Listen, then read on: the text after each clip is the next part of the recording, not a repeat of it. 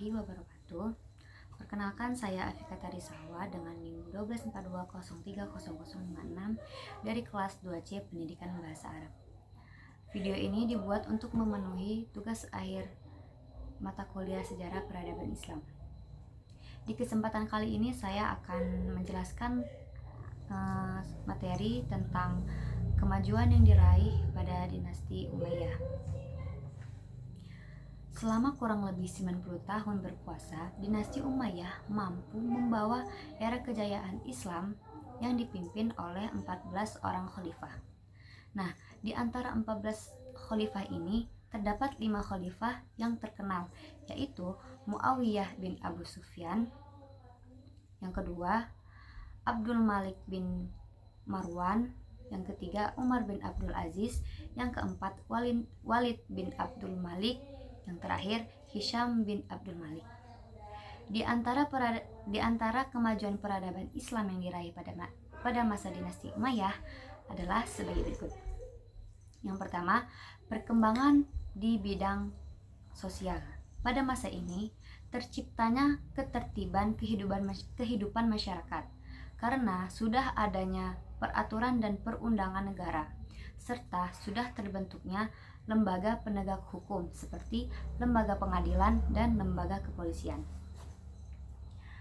Kemudian pada masa ini juga sudah terjalin masyarakat kelas bawah dengan adanya fasilitas sosial yang dibangun pada masa itu, misalnya rumah sakit.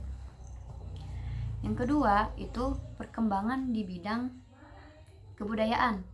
Di antaranya yang pertama, seni kaligrafi dan arsitektur itu berkembang pesat pada masa ini. Contohnya membangun masjid yang indah, yaitu Masjid Agung Damaskus yang dihiasi dengan ukiran dan batu warna-warni. Yang kedua, bahasa Arab adalah bahasa resmi di negara itu. Yang ketiga, mencetak mata uang sendiri dengan menggunakan bahasa Arab, yaitu mata uang dinar yang terbuat dari emas dan mata uang dirham yang terbuat dari perak. Yang keempat, mendirikan pabrik kain sutra, industri kapal, senjata, dan membangun gedung pemerintahan. Yang kelima, membangun saluran irigasi sebagai sarana pertanian. Yang keenam, membangun kota Kufah dan Basroh sebagai pusat perkembangan ilmu dan adab. Yang ketujuh, membangun administrasi pemerintahan dan pembukuan keuangan negara. Selanjutnya, yang ketiga, perkembangan di bidang militer.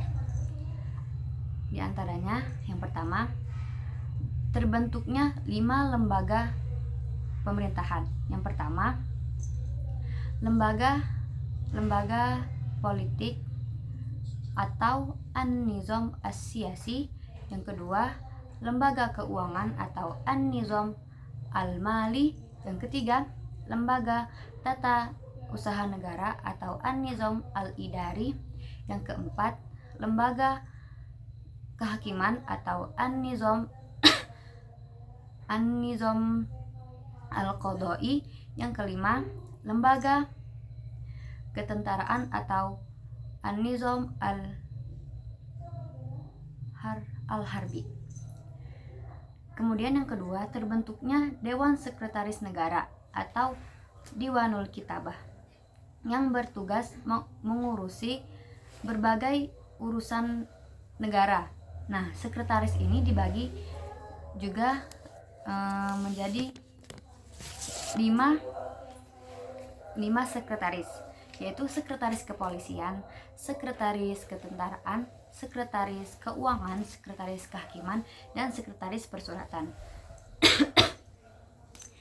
Yang ketiga dibentuknya Al-Hijabah atau ajudan. Nah, Al-Hijabah atau ajudan ini bertugas untuk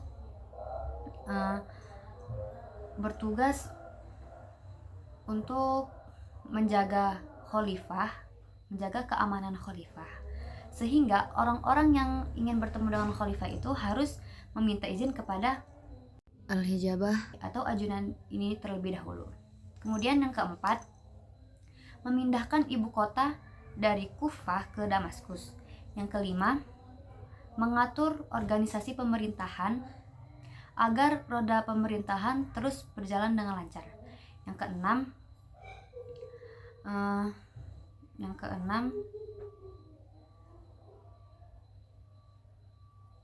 keenam, mengubah sistem pemerintahan menjadi sistem monarki atau kerajaan turun-temurun. Selanjutnya, yang keempat adalah perkembangan di bidang pendidikan. Nah, pada masa ini juga kemajuan Islam juga di bidang pendidikan, yaitu berkembangnya ilmu qiraat, tafsir, fikih dan hadis yang mulai dibukukan pada masa Khalifah Umar bin Abdul Aziz. Yang terakhir, yang kelima, yaitu perluasan wilayah.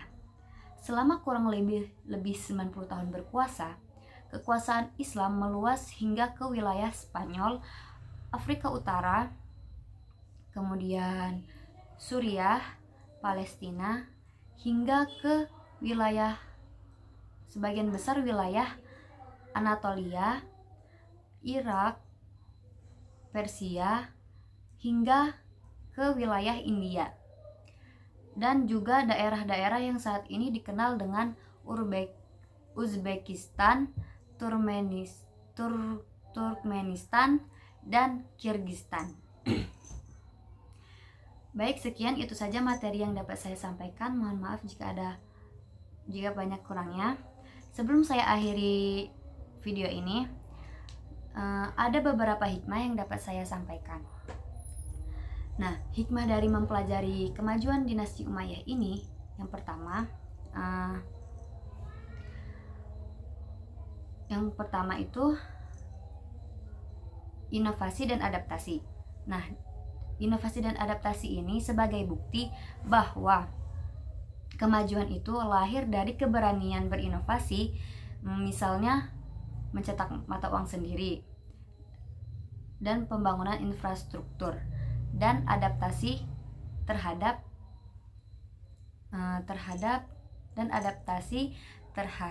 tantangan. Yang kedua, peran ilmu pengetahuan. Hal ini menegaskan bahwa penghargaan terhadap ilmu pengetahuan, baik ilmu pengetahuan umum maupun ilmu pengetahuan agama, itu adalah fondasi dalam peradaban. Yang ketiga, itu ada kesejahteraan sosial. Nah, peduli terhadap rakyat dan fasilitas sosial itu merupakan indikator penting dalam kemajuan. Yang keempat, integrasi budaya. Nah, hal ini tuh menunjukkan bagaimana akulturasi dan toleransi antar budaya untuk memperkaya dan menciptakan harmoni. Yang terakhir, yang kelima, belajar dari sejarah. Nah, sejarah itu mengandung banyak pelajaran ya. Nah, ada banyak pelajaran yang dapat kita ambil dari sejarah.